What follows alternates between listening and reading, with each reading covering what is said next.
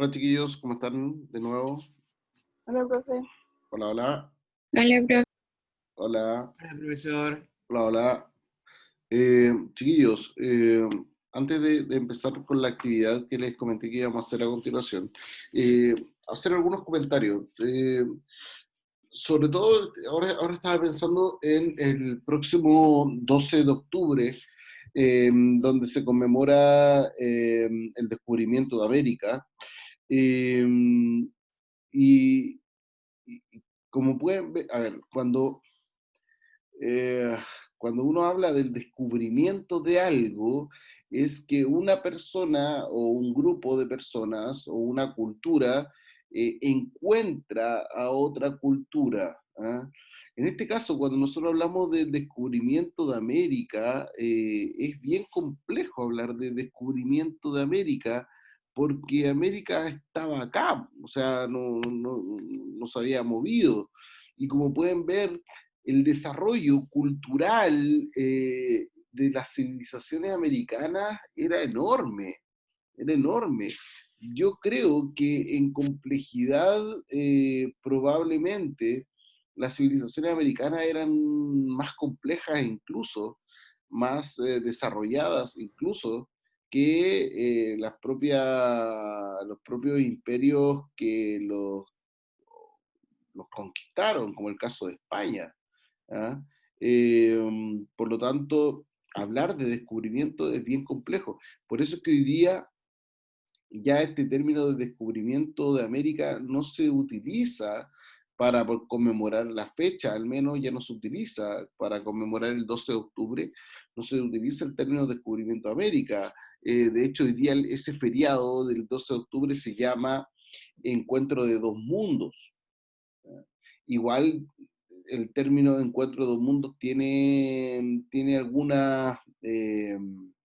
algunas observaciones, en el sentido de que cuando uno dice encuentro de dos mundos es como algo súper pacífico. ¿Ah?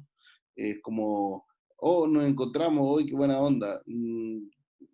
Y el descubrimiento de América o el proceso de descubrimiento y conquista de América fue de todo menos pacífico. ¿Ya? Eh, en la medida sobre todo en que no se mantuvieron ninguno de los elementos culturales ni políticos de la organización que habían tenido los grandes imperios americanos al momento de la llegada de los españoles. Al contrario, fueron eliminados todo tipo de organización previa y se impuso un sistema de organización propio de la corona española. Por lo tanto, también hay que ver un poquito ahí con un poquito de ojo crítico estos términos que se utilizan muchas veces, porque a veces tampoco nos responden mucho a la realidad. ¿Ya? Eh, eh, y pues sobre todo, como le digo, este concepto de encuentro de un mundo también es bastante complejo utilizarlo, ¿ya? Porque no responde tanto a lo que ocurrió realmente. ¿Ya? Pero bueno, ahí sobre todo probablemente con esta actividad que vamos a hacer a continuación, van a quedar ahí algunos elementos que vamos a poder seguir comentando.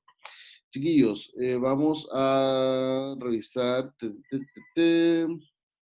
vamos a revisar la página, eh, la actividad de la página 215 del libro, si es que alguien lo tiene ahí a mano, eh, la actividad de la página 215.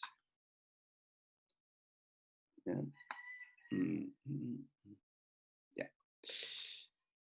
¿Qué, qué recomiendo yo? ¿Qué recomiendo yo cuando trabajamos con textos y cuando trabajamos con fuentes?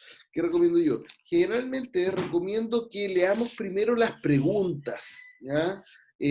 ¿Por qué? Porque así yo al leer las preguntas, y esto también se lo recomiendo en las pruebas también, eh, primero leo las preguntas. ¿Para qué? Porque así yo sé qué es lo que me están preguntando.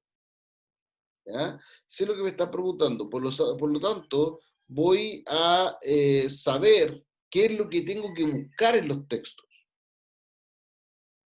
¿ya?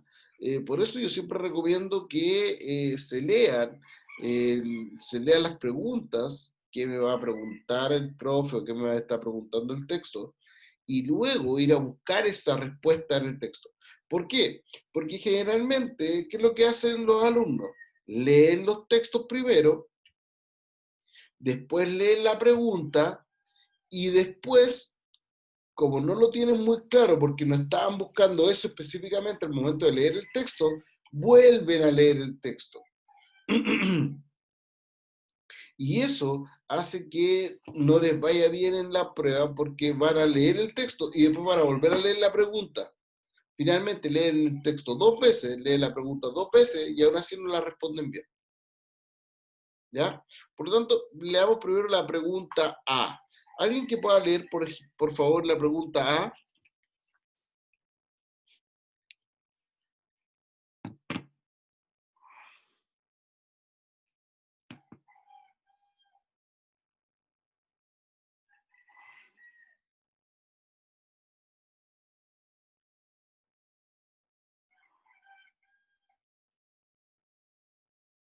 ¿Alguien que pueda leer la pregunta A? Gracias. De a uno, por favor.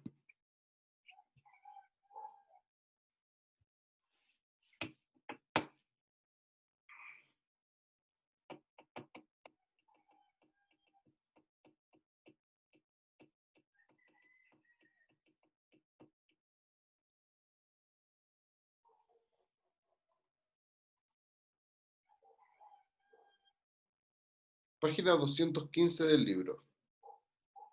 Lo voy a anotar aquí, se lo voy a anotar.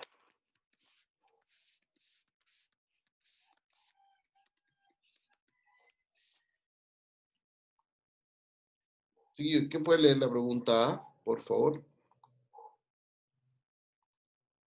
Voy a tener que asignar. ¿A qué tipo de fuente corresponden los textos? ¿Dirías que su información es complementaria? ¿Por qué? Ya. Primero nos están preguntando a qué tipo de fuente corresponde el texto. ¿Ya? ¿Qué tipo de fuente? Eh, ¿Saben cuáles son los tipos de fuentes? Vamos a partir por eso. ¿Saben cuáles son los tipos de fuentes? No. No. Ya. Ya. Vamos a explicar entonces eso primero. ¿No? Sí, para eso sirve esta actividad. Hay dos tipos de fuentes principalmente. Dos tipos de fuentes. Las fuentes primarias y las fuentes secundarias. ¿Ya? Las fuentes primarias y las fuentes secundarias. Las fuentes primarias tienen que ver con la secundaria. El tipo de fuente tiene que ver con la cercanía del hecho que describen, del proceso o de la cultura que describen. Con la cercanía. Puede ser una cercanía temporal, puede ser una cercanía vivencial, es que mi abuelita me contó, ¿ya?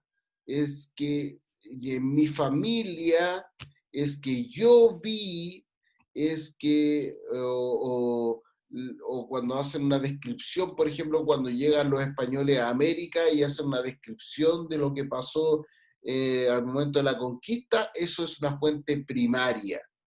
Cuando hablamos de fuentes secundarias, quiere decir que se habla de una lejanía, y por lo general hablo de distancia temporal y también, o bien hablo de una distancia también de la vivencia, de si veo o no veo lo que está pasando. ¿Ya? Esto es como muy parecido cuando uno habla de el tipo de narrador, ¿ya? Donde es un narrador, en el caso de la fuente secundaria, por lo general es un narrador en tercera persona, con conocimiento relativo, ¿ya? Como un narrador testigo.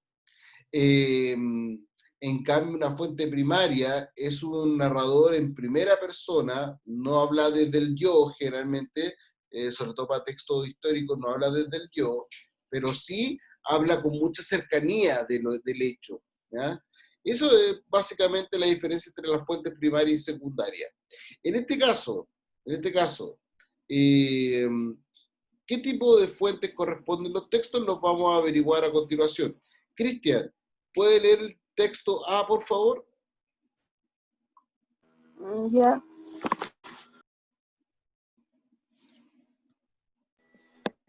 Para los indígenas del continente, la tierra está viva, es un ser vivo, y de esa condición se derivan muchos compromisos para el ser humano que está al servicio humano. Su relación con la naturaleza es por ello distinta. Puede distinguir muchos elementos que nuestros ojos no ven. Se refiere a muchas expresiones que en su lengua, en su forma cotidiana de decir, relevan la vitalidad que ellos se comprometen a conservar. Nada está desligado en la naturaleza, todo está unido. Ya. Cristian, ¿qué tipo de fuente corresponde el texto? ¿Primaria? ¿Sí? ¿Seguro? Dice, para los indígenas del continente, Secundaria. secundaria. Si dijera, para nosotros los indígenas, sería primaria.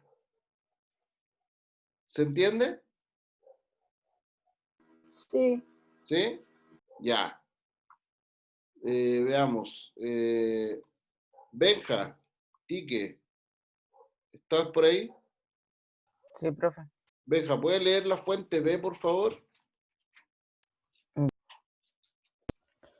Herencia cultural y lingüística de los Lingüística. pueblos. Lingüística. Viene de lengua. Ya. Lingüística de los pueblos indígenas contribuyen a la diversidad del mundo.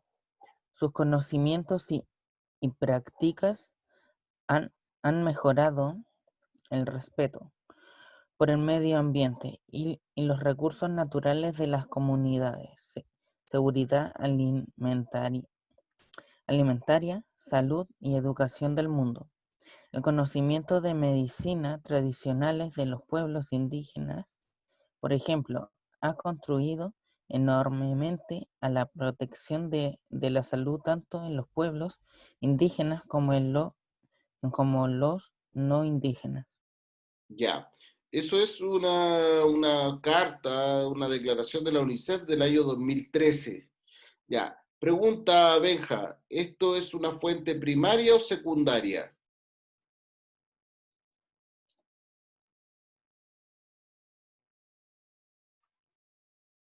¿Qué dices tú?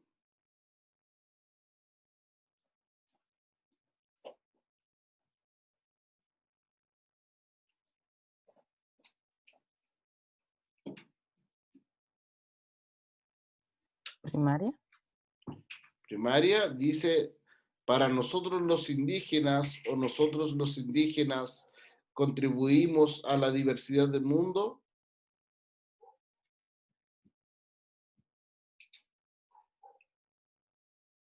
¿O es secundaria?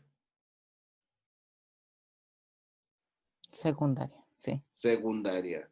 Secundaria. Entonces, ambas, las dos fuentes, son fuentes secundarias. ¿Ya?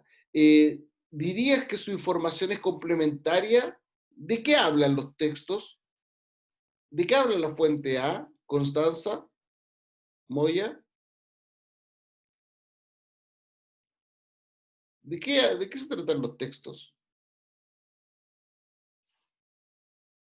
Hablan ¿De los indígenas? De los indígenas, sí. ¿Pero de qué aspecto de los indígenas?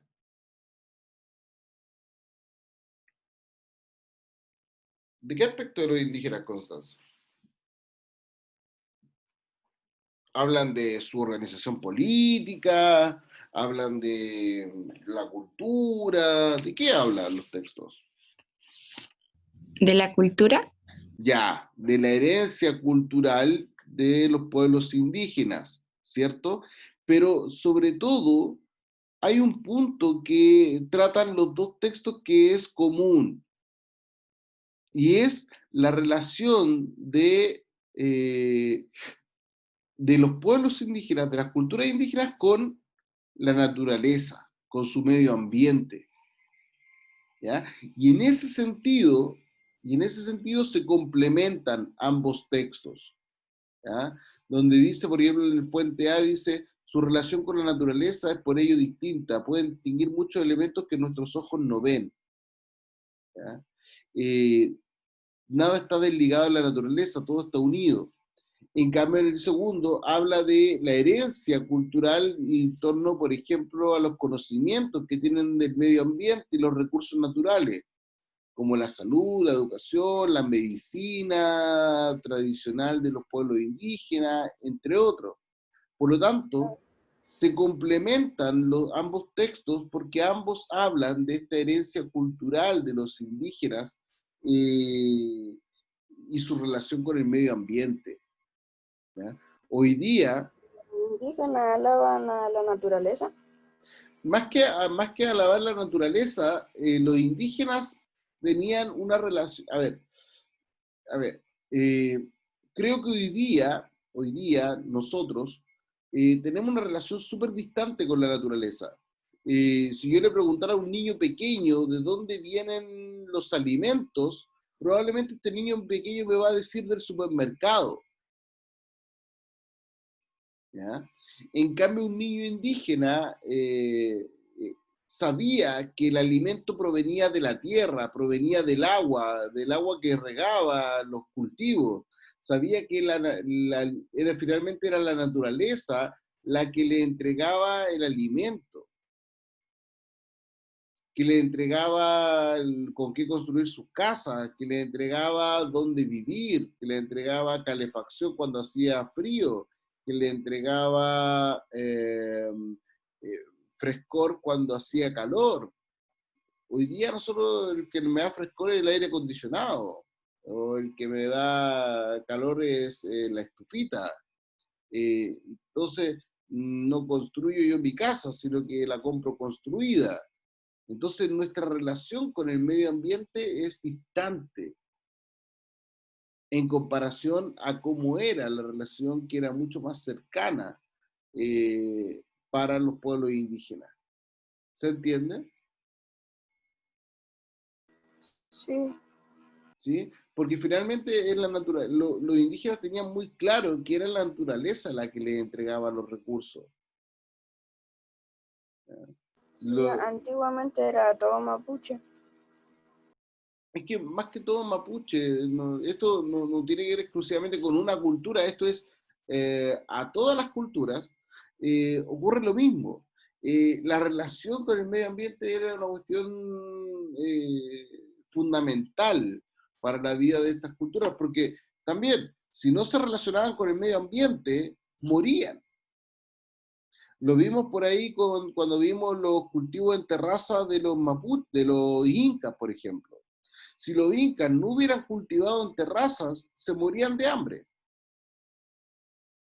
Si los aztecas no hubieran cultivado en las chinampas, en estos cultivos flotantes, en el lago, se morían de hambre. Por lo tanto, eh, su forma de desarrollarse tiene que ver directamente con la forma de relacionarse con el medio ambiente, ¿ya? Para ustedes, chiquillos, hoy, ¿cuáles son los legados más influyentes de las civilizaciones americanas? No solamente relacionados con el texto, sino que en general lo que hemos revisado hasta ahora. ¿Qué es lo que más les llamó la atención, lo más valioso que ustedes consideran de las civilizaciones americanas? ¿Qué es lo más valioso para ustedes? ¿O qué les llamó más la atención de lo que hemos revisado en esta unidad sobre las civilizaciones americanas, sobre las culturas americanas?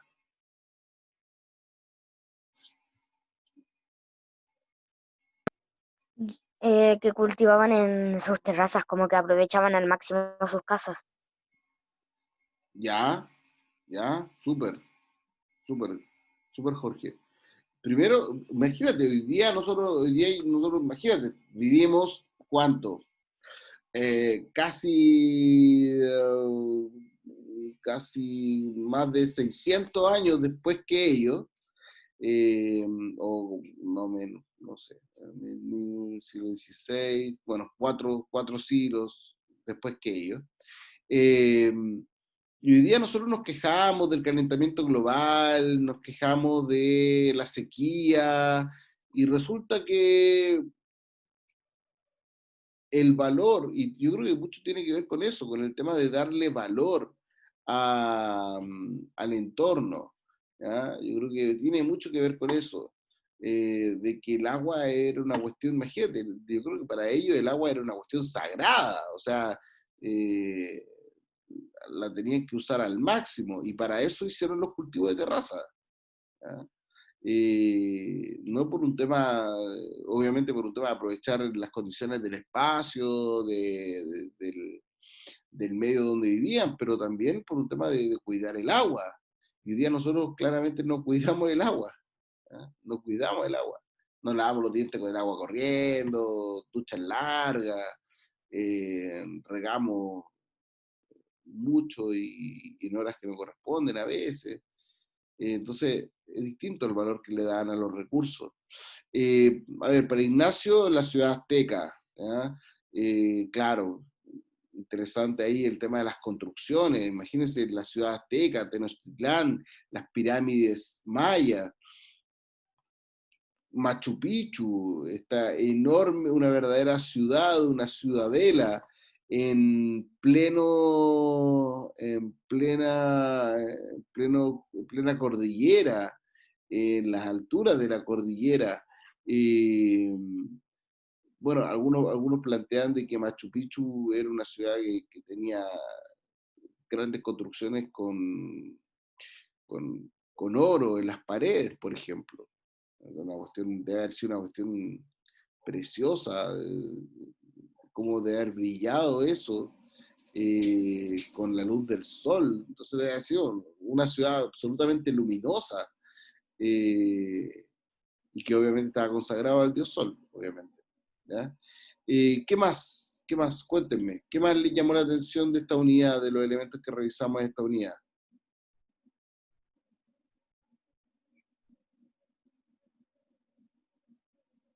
Que les haya llamado la atención, que no sabían, que les pareció interesante como un dato extra. Interesante. ¿Qué cosa les pareció interesante? Las culturas. ¿Había algo que no sabías y que te llamó la atención?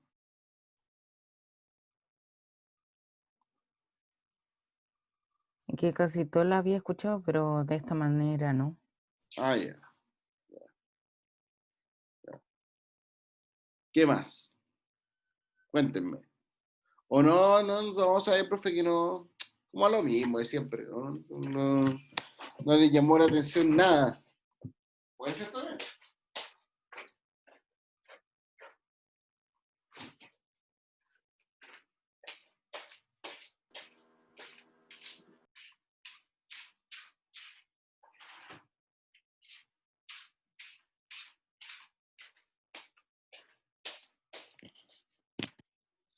¿Qué más le llamó la atención? ¿Se fue?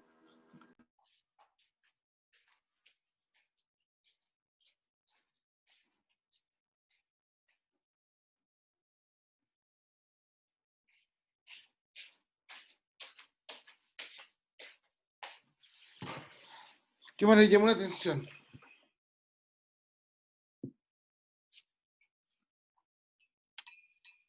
Nada más. Por ejemplo, habían visto esto de como mini, a ver, la Connie nos dice que hicieron como mini islas para poder cultivar y aprovechar mejor el agua.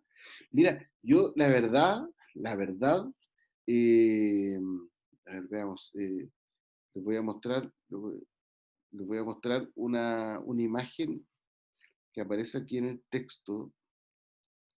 Les voy a mostrar una imagen que aparece en el texto. Eh, ¿Dónde está?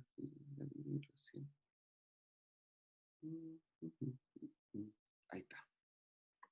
Miren, estas son las chirampas. Estas son las chirampas. Ah, ya se fue ya. Estas son las chirampas.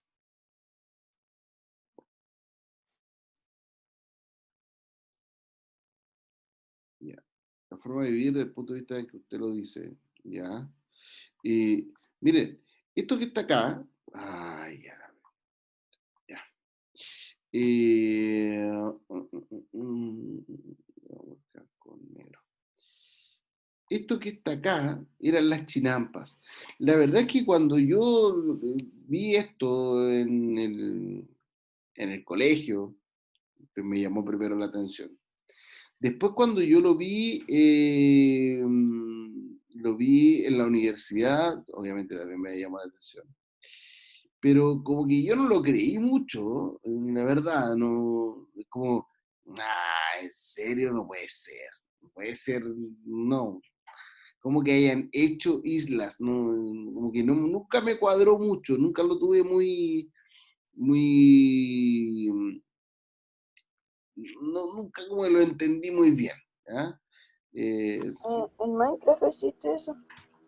Sí, pero en Minecraft yo puedo hacer de todo, puedo hacer, no, no es comparación, Una casa de diamante. por ejemplo, no, no es comparación, o sea, que lo haga una cultura americana o lo haga en realidad Va a alguien, hacerlo aldeano. a que lo Sí, el haga, problema todos hacen los cultivos mal hechos. algo en Minecraft. Así que no, no es comparación Minecraft campeón, así que no. Pero se puede construir. Sí, Aprendes a pues, hacer una casa. sí, pero imagínate, hasta que yo viajé a México hace un par de años y yo vi una chinampa, la vi, la vi. Y Profe, ¿y transportaban la comida en bote? sí, pues, pero si, mira, si esto, cuando llegaron los españoles, en México era así, Ciudad de México era así. De hecho, como les digo, yo vi una chinampa, la vi así, la vi, pasé por un canal, por los mismos canales, y vi la chinampa, vi cómo había tierra y debajo de la tierra habían troncos. Y eso yo lo vi. Entonces, eso, para mí eso fue como, así como, oh, sí, así son las chinampas, oh, fue increíble, increíble. Eh, como les digo, me llamó la atención lo siguiente, que donde yo andaba en un bote y ahí vi las chinampas y todo. Y bueno, cuando llegaron los españoles, ¿qué hicieron? Los españoles, para poder andar a caballo y todo, porque como pueden ver, los aztecas no tenían caballos, para poder andar el caballo y todo, lo que hicieron fue secaron el río. Y todos estos canales y especies de río, pero eran canales que estaban ahí en en el lago, fueron secados y se convirtieron en las calles. Y esas fueron las calles de Ciudad de México actual.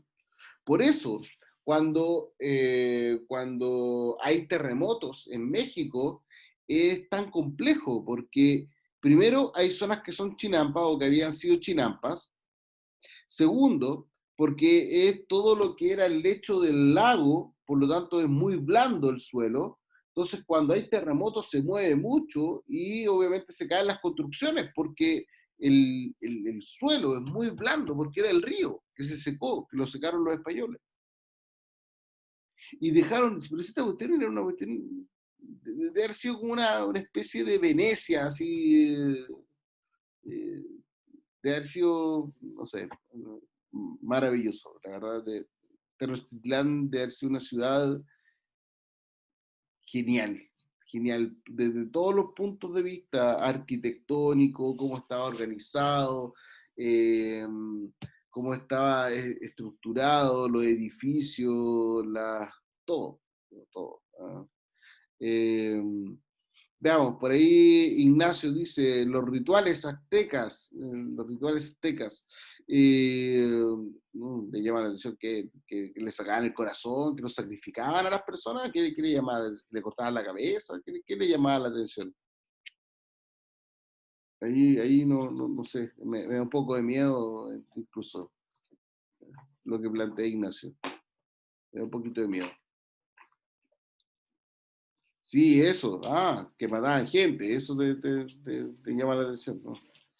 Bueno, qué bueno que toca ese punto, Ignacio, porque cuando, cuando llegaron los españoles a América, cuando llegaron los españoles al imperio, a instalarse en lo que había sido el imperio maya, la cultura maya, el imperio azteca, eh, y llegaron a enseñar la religión, la religión cristiana.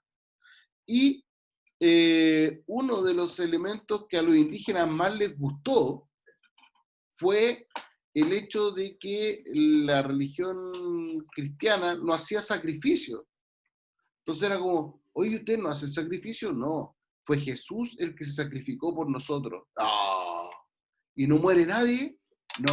¡Oh, bueno, no nos van a matar! Así como, y muchos indígenas, como valorando su vida, dijeron, ¡ay, qué buena! Hagámonos cristianos porque así no morimos. Así como, eh, fue bien interesante como ese uso de la religión para convertir a los indígenas a la religión cristiana. Eh, pero fue súper loco, así como, no, acá Jesús es el que se sacrificó por nosotros en la cruz, mira, aquí está la cruz, oh, usted tiene una imagen de su Dios crucificado, oh, qué fuerte. En cambio aquí no, y a nosotros nos sacrifican para los dioses, pero no, mejor esta religión tuya que donde es el Dios el que se sacrifica por la humanidad. Como que eso les gustó mucho a los indígenas, sobre todo a los indígenas mesoamericanos, ¿ah? Sobre todo a ellos, les gustó mucho. ¿Ah? Pero igual como súper extraño. Obviamente, como decía en algún momento, bueno, en algún momento, y eso ya lo van a ver el próximo año, eh, conversando en esta visita a México, estaba conversando con unas personas que eran de Estados Unidos, unos norteamericanos, y, justo coincidimos en un tour, y recorrimos varios lugares, varias ruinas y todo.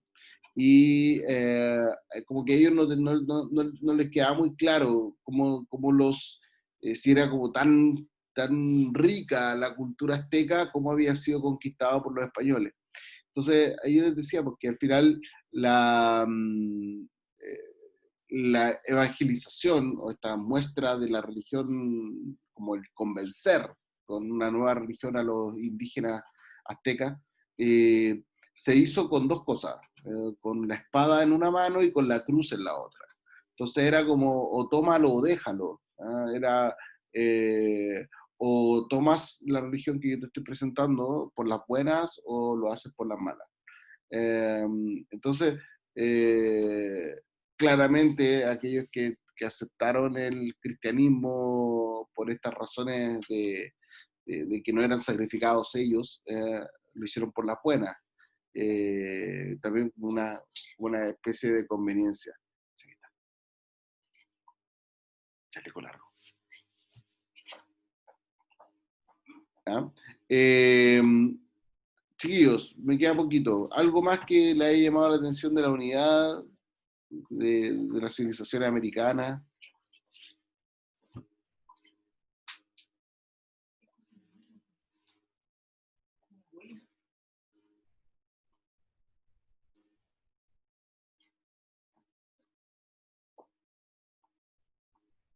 ¿Algo más que le haya llamado la atención? Las construcciones. Las construcciones, sí. Claro, aquí también el tema de las construcciones es algo bien, bien complejo porque entramos ahí en un punto donde estas construcciones le hicieron esclavos, po, ¿ah? Entonces,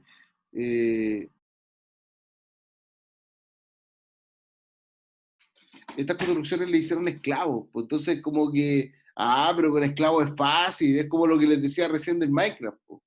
Como, hacer las construcciones en Minecraft es fácil, po. Pero resulta que tiene costos, po. Tiene costos, a lo mejor para los líderes, para los sacerdotes, el emperador que vivía en templos enormes y en grandes construcciones y se subía a la pirámide y todo, pero resulta que los esclavos construyeron esas pirámides, po. Lo mismo en Egipto, lo mismo en Egipto las pirámides, en Mesopotamia los zigurat, las pirámides mayas, eh, Machu Picchu para los incas, que eran construcciones y se mantienen muchas de ellas todavía en... Romano. ¿Ah? El Coliseo Romano también.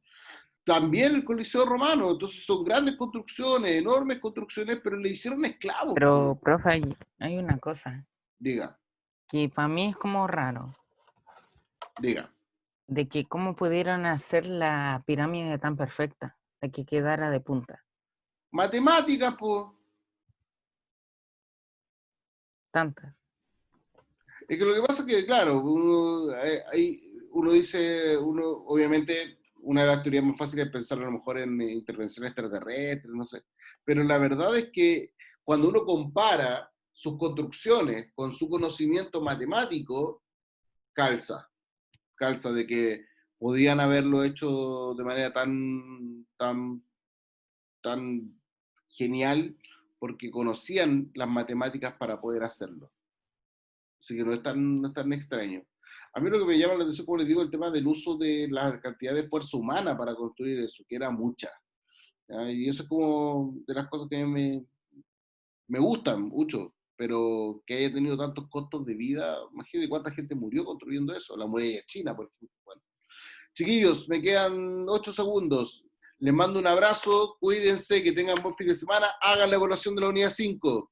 ¿Ya? Chao, profe, que esté bien. Gracias, Chao, igual. profe. Buen fin de. Chao, chao. Chao, Nos profe. vemos. Hasta Chao, la chao. próxima. Cuídense. Chao, chao.